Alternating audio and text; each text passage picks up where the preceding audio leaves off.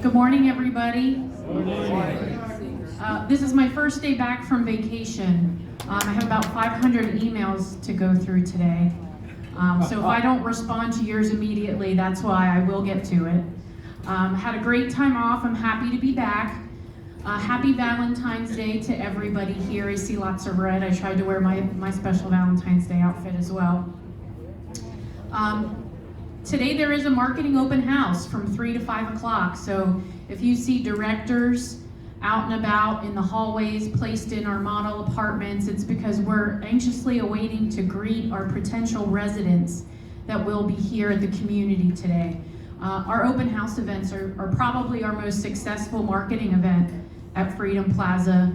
They usually result in maybe 2 or 3 sales pretty quickly after the event, but then within the next 6 months after the event, we usually get 1 or 2 more from folks that have come to open houses. So they're always a really good event for us here from a sales perspective. Following the open house, there is a wine and cheese and chocolate social, and so I'm sure all of you will enjoy that. You'll see some directors helping at that event as well. Wanted to let you know that next week on February 22nd, which is Tuesday, Health Peak will be here, which Health Peak are our owners. There's just one representative, I think, from Health Peak coming. There will be some Life Care Services folks here as well. They're going to tour the community. We're going to meet and talk about what our plans are for 2022.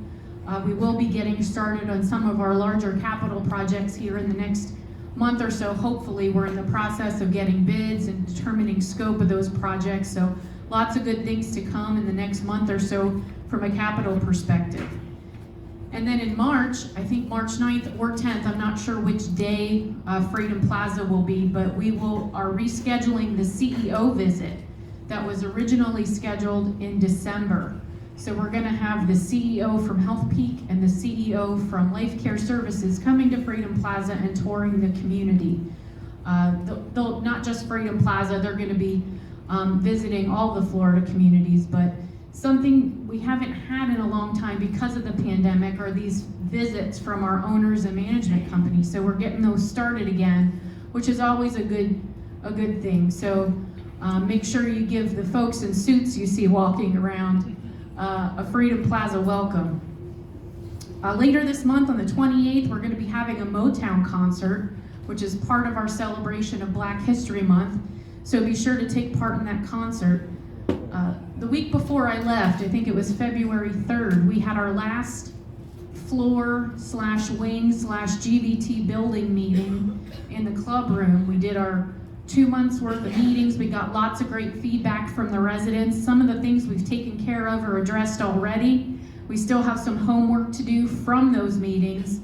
We're going to take the month of February and March off, and we're going to start up those meetings again the first week of April. So I just need to get with Stephanie to get the schedule put together for those meetings, but that will come out as soon as we get it completed. Joey was going to be here today, and it was going to be our final send-off of Joey. Unfortunately, his father passed away on Friday, so he was unable to be here today. But I don't think, Joey's not probably gone forever. He'll be visiting us occasionally to help Mary get settled in her role, but he's just a stone's throw away over the bay now at Freedom Square. So I told him I know where he lives, and I can find him if we need him. But what a great person Joey is, and what a blessing he's been to Freedom Plaza the last 2 years. And I'm sad to see him go, but very happy to have Mary LEIDECKER here as our new DFS. Many of you have met her already, but I'm going to call her up in a couple minutes to introduce herself. And we have a cake for her in the back that we will cut once the meeting's over for everyone to enjoy. Also, we're going to get some updates from Jeff Dickerson, Administrative Services Director, as well as THERESA, Dining Director. And the last thing I want to give an update on is our COVID-19 numbers. So right now we have 8 positive independent living residents. 2 of those residents will come off that list tomorrow because they will have completed their sentence, if you will, their quarantine period. We have 1 independent living employee that is positive. We have 2 Plaza West residents that are currently positive, and 1 Plaza West employee. So still, all in all, not terrible numbers. We've done pretty well through this last wave, and luckily most people haven't gotten very, very sick this round, which is the case for most people with the Omicron variant. So that's it for my updates. I'd like to call Mary up. Mary LEIDECKER is our new DFS. For those of you who have not met her yet, she comes to us from the Concession Golf Club in Bradenton, but I'm not going to steal her thunder. I'm going to let her introduce herself, and you're always welcome to stop in and see her in the office on the 3rd floor.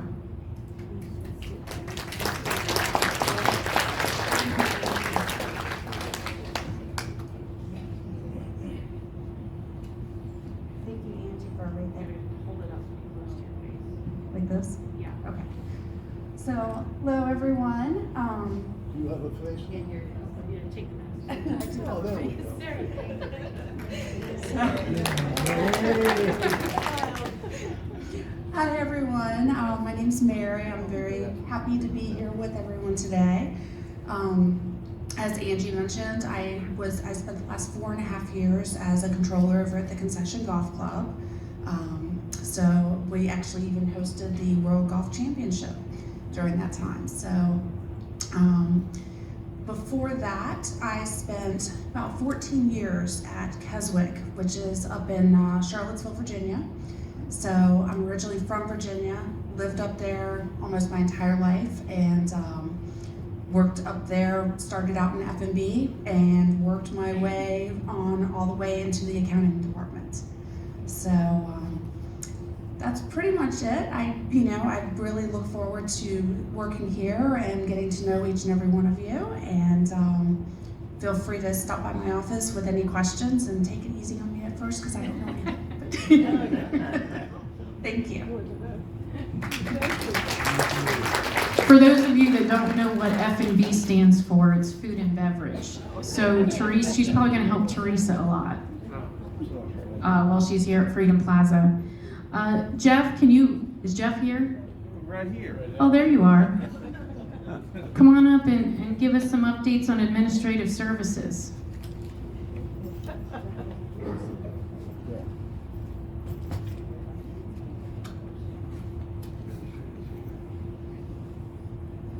Good morning. Good morning. Can we get a better good morning than that? Good morning. Good morning. Oh, that's so much better. All right, so we had our monthly Administrative Services Committee meeting last Thursday, and we discussed some things in there, some pretty good stuff. It was a pretty good meeting. So I'm just going to go over some of those things that we talked about in the meeting, and also a few other topics I want to address. Anybody from GBT here? Okay, wonderful. So the cameras, the front door cameras are working at GBT. So we do have the ability to view whoever we're buzzing in now, which is great. And also down here at Freedom Plaza, I'm coordinating with Civi. We're gonna work on a plan to actually get call boxes at doors 2 and 5 at some point. It's just a matter of coordination. So we can actually, the front desk is manned 24 hours a day. So we'll have the ability to actually view who we're buzzing at the front desk. So we don't have to keep passing out that door code to vendors and stuff when they come to the building, which is going to be great too. Angie and myself are very close to disseminating the Freedom Plaza parking policy. I went over the parking policy with the committee on Thursday, and I just need to tweak a couple of things, and then we should be set, and we'll pass that out to everyone. And I'll probably actually talk about it a little bit more extensively at the next town hall meeting. So everybody's on the same page with that. But it's some really good stuff in there. I think it's gonna benefit everyone that lives here who has a vehicle or a golf cart. If everyone's noticed, I think at the last town hall we talked about the 15-minute loading and unloading spot down there where the USPS used to be. So the new USPS parking spot is over by door 2. He has that first parking spot right there, and it's conveniently located by door 2, so he can just come straight in on the side. For those of you who are concerned about the USPS guy, because I know a lot of people came up to me and expressed their concern about where was he going to park at. So he has a dedicated spot on the side by door 2 to come straight in and right to the mailboxes. So I think that 15-minute loading and unloading zone has worked nicely, don't you think? Yes. Yes, yes. Yeah. Walking in the circle. Yes. Yes. Everyone's been guilty of it at one point or another, but we're trying to minimize how many people are walking in that circle, because I sit out there a lot of times, or I'll stand up there where Stephanie's office is and look out of the window, and there are quite a few people. This is employees too, not just residents, but as employees as well, vendors, whoever comes here, and for some reason no one wants to use the sidewalk because it takes longer, because it's like a circle, you know. It's faster to walk in a straight line than in a half circle. But for your safety, I would greatly appreciate it, and pass it to your friends and your family or whoever, even the employees, that please use the sidewalk. Some people aren't mobile as others, and it takes them a while to move out of the way. We have golf cart parking right there, which people don't always look before they back up.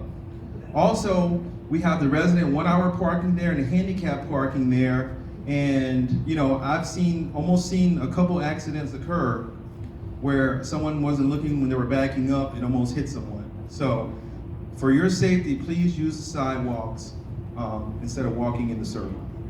Jeff, Yes. I have a question. Yes, ma'am. On that note, if you walk across, right outside the plaza building, across to the inner circle, to the inner circle, you know where the flowers are, Yes. the benches are? Yes. If you walk in that sidewalk, and then you're gonna walk across to the golf carts, parking spaces that are there, you're walking in the circle. Yes. Okay, is that a problem? Well, what would be the purpose of walking through there to get to the golf carts? Like the 2 spots that are out on the side. Oh, yeah. Not the ones that are on the. I mean, I think that would be appropriate, because you're just walking, like, you know, but some people actually walk the entire length of the circle. Like, do a Right. cut through it. That's what I get. Yeah, I don't really see a problem with that, because you're actually walking. I mean, you know, that's like a designated walk area is right there too, and you just walk over to the side. So that probably would be okay. Okay, just wanted clarification. Yeah. Thank you. Yeah. Kathleen Ward.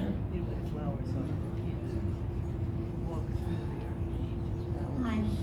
Many times, and I might be guilty of walking on the street, coming out the front door many times, the sprinkling system has been on, and there's puddles of water coming out the front door and going around on the sidewalk.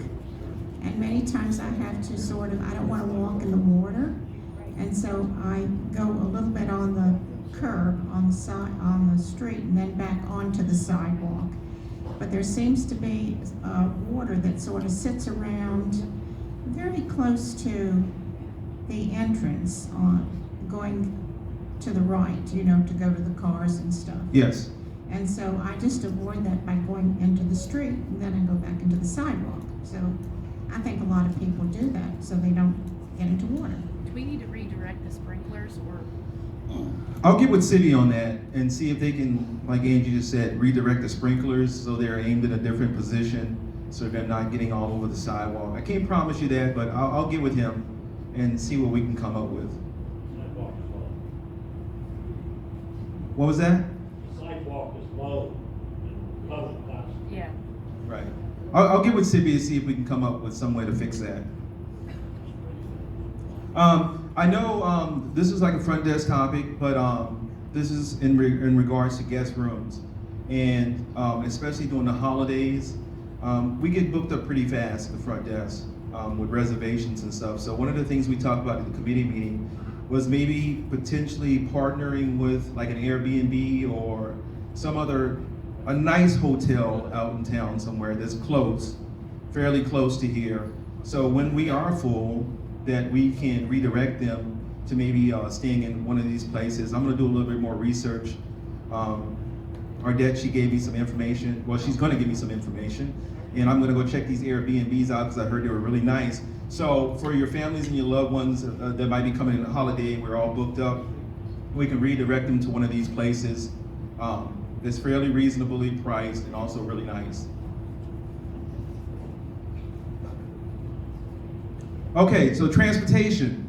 I know I brought this up several of the times in the town hall meetings, but we would really appreciate it if we get 24 to 48 hours notice for your appointment, and it gives time for our dispatcher to do the schedule and coordinate what drivers are taking people where.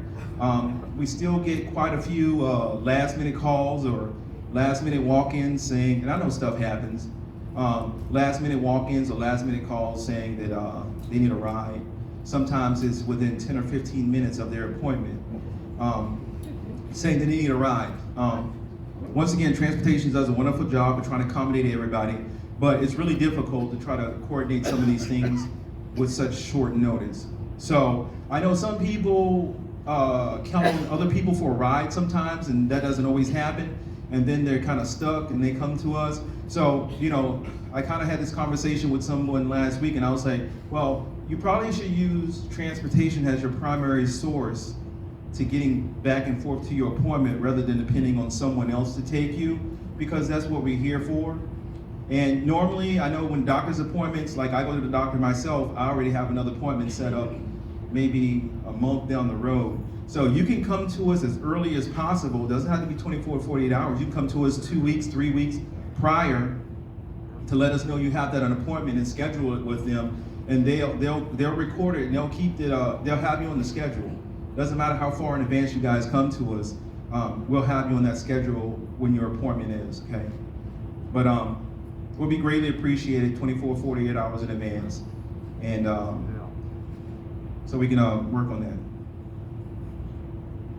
Noise complaints. So if you have a noise complaint, please call the front desk. Don't try to take the law into your own hands, because usually that doesn't turn out well with people. So if you call the front desk, either the EMT or the front desk, the receptionist will go check out the noise, see where it's coming from. And there's also appropriate times. We are probably not gonna go knock on someone's door at 2 or 3 o'clock in the morning if we don't hear noise. But if we do hear noise, we will address the issue and respectfully ask them to keep it down.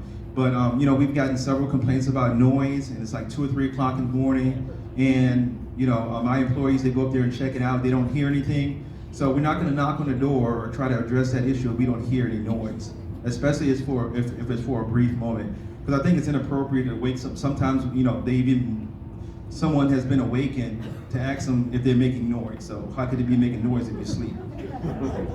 You know what I mean? So just call the front desk and we'll try to address that issue.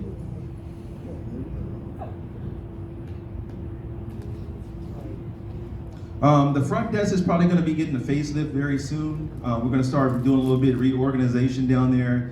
It's going to be somewhere in lines of what you would see at, like, you know, your higher end hotels. The uniforms are going to be changing for the receptionists at the front desk. The guys and the gals, the uniform is going to be changing, and it's going to look a little bit more professional, especially when we have our first time visitors here, or you have family members coming to visit. It's going to look a little bit more professional at the front desk, so that's coming down the pipeline, and there should be, you know, a nice change.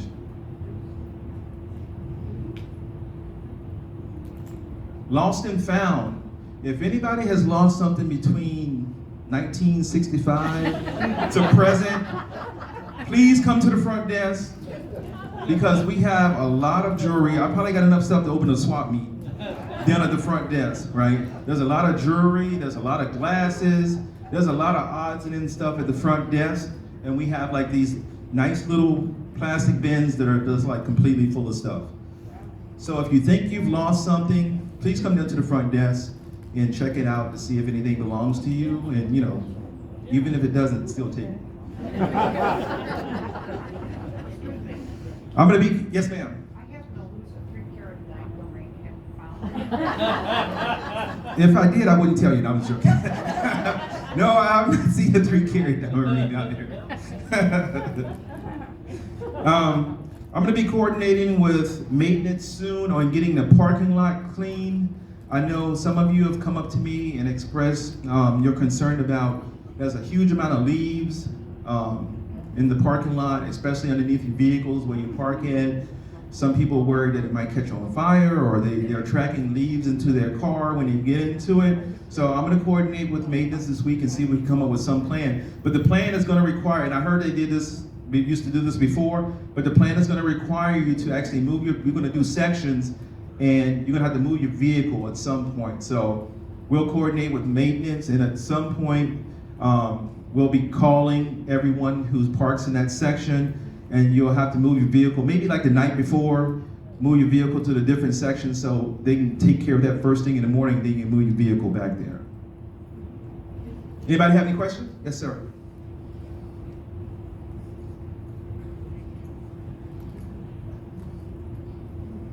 Yeah, I don't know about anybody else. I know some people have it, but there's something that white that drips down on your car when you're parked underneath, in your parking space.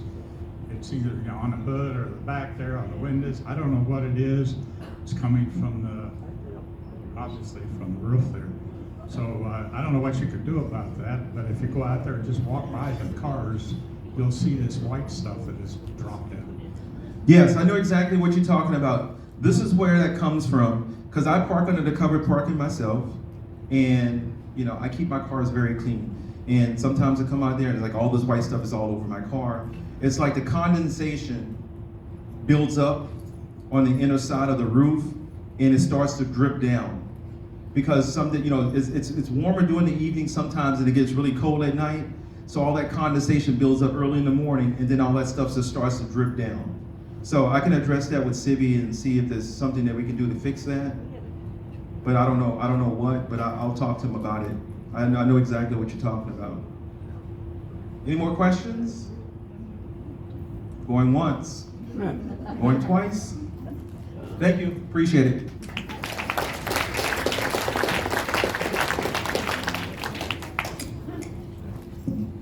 Next, we're gonna have Theresa come up and give a few dining updates. Good morning. Good morning. Happy Valentine's Day. I forgot to wear red. Sorry. We have a couple things going on in dining. First, let's talk about new hires and staffing. Good news, last week we hired not only 1, but 2 chefs for our kitchen. We did extend an offer to a sous chef for catering, which is gonna be fantastic because that's where Chef Chris has been living for the past 3-4 months. He is a transfer from Bradenton. He has worked with our portfolio as a lead cook in Bradenton for 9 years. So he tested really, really well in the skills test. His flavors were on point, so we're really excited to bring him aboard. His name is Shane, and his estimated start date will be March 1st. We also, thanks to Pamela, who has been working really, really hard in the recruitment department for us, for the entire campus, we snagged a really great experienced line cook on Friday as well. So estimated start date for him will be on March 1st as well. So we're really, really excited about that. We're still down 3 cooks in the kitchen and a lead cook in catering, but having these 2 extra bodies on will definitely help us and help the team get some rest because they're all working a lot of overtime. We are also going to be, Pamela and Jennifer Gonzalez will be going to Leonard High School tomorrow to do a mass interview. They worked it out with a guidance counselor there, so we're excited. We're hoping to at least get 6 or 7 hires out of that for the servers for the front of the house. We're looking pretty good in the front of the house. We still have some positions to fill, and we have about 8 onboarding right now. onboarding can take anywhere from like 1 to 2 weeks, but in that process, some of them do drop off. Whether they don't show up for an appointment or sign the paperwork, and that works for us because they probably wouldn't have been good once they got here anyway. For the grill, we are still looking for additional team members. We actually hired one and really liked him and was excited to bring him on, but he dropped off as well. He took another job offer. Menu chats every Wednesday at 1:30 up here in the auditorium. We hold a menu chat. We tend to have the same crowd, which I love. I love our support group that we have of residents that come religiously every single Wednesday. If you can come, please stop by. We are requesting a lot of recipes and stuff from all of our residents, and we're putting those recipes on the weekly. If you see 2 asterisks at the end of a menu item, that means that a resident has either suggested or put the recipe in. If it's a recipe that everyone likes, we've decided in menu chat, we'll let you know who the resident was that requested it. If not, then our lips are sealed. Today is Valentine's Day. How many are coming to dinner tonight? You have your lobster tail, right? So we have short ribs and lobster tail. Both are excellent.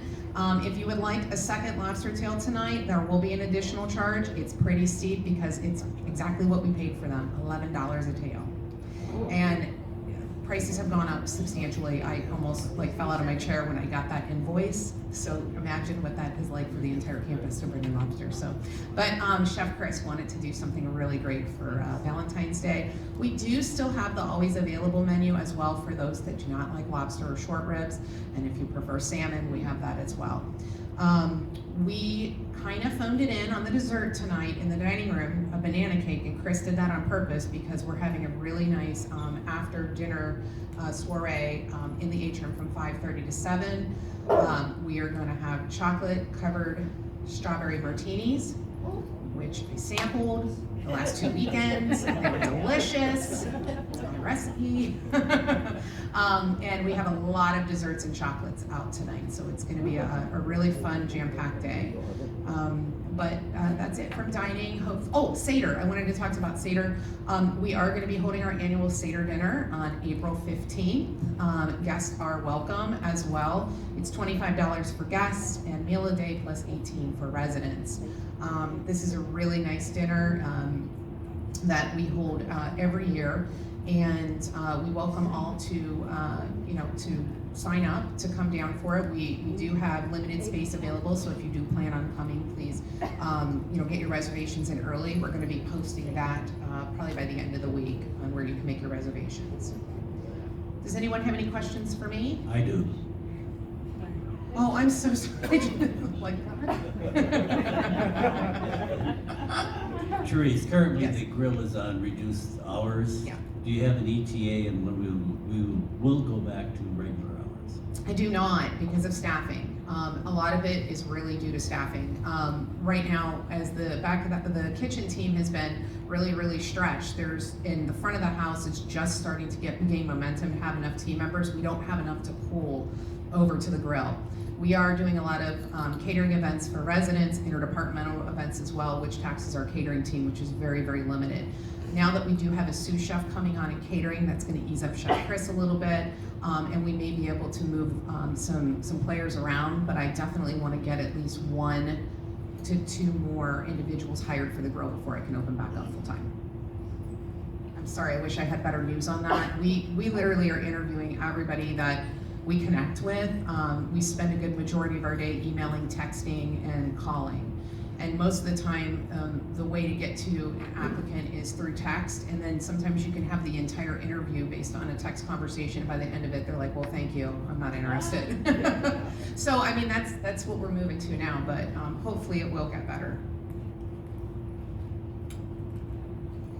There's a bunch of us here, I'm sure, knowing the age group that we are, who have worked in drugstores, etc., as teenagers and college students. Would it help any if we were able to run just the cash register part in the grill so they don't have to go running back and forth all the time? Just a thought, keep it in mind, you want to answer now. So the one thing that helps is online ordering. So if you all are using the portal to make reservations, you have the capability of ordering online in the grill. So the order goes directly in, so the cash register isn't really necessary for you, for those that are using the online ordering system or the online reservation system. That helps because everything's already charged to your account. They just, I mean, it's easy peasy lemon squeezy as far as that goes if you're using it. So for those that can, we suggest that you do. So for those that do not, they can come in and it would be less traffic. Associates as well. We have a lot of associates that utilize it as well. Anything else? Okay, thank you so much. We'll see you at dinner. Thank you, Theresa.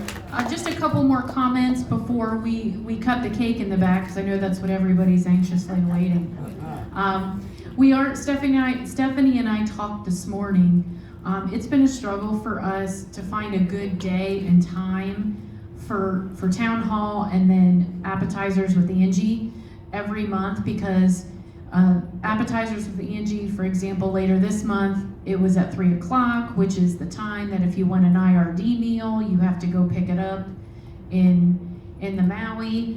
And then Monday mornings aren't always a great time for us to do a town hall because, for example, myself this morning, it's my first day back from vacation and I really don't know what's going on.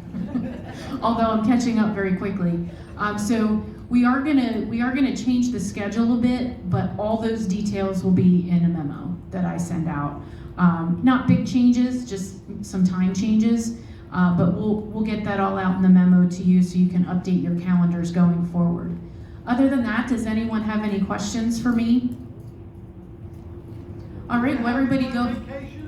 What's that? Did you have a good I had a lovely vacation. It was very relaxing. I didn't see 10 o'clock one single night, which is the best kind of vacation. And you got it tan, you look Yes, thank you. All right, well, everybody go enjoy some cake in the back.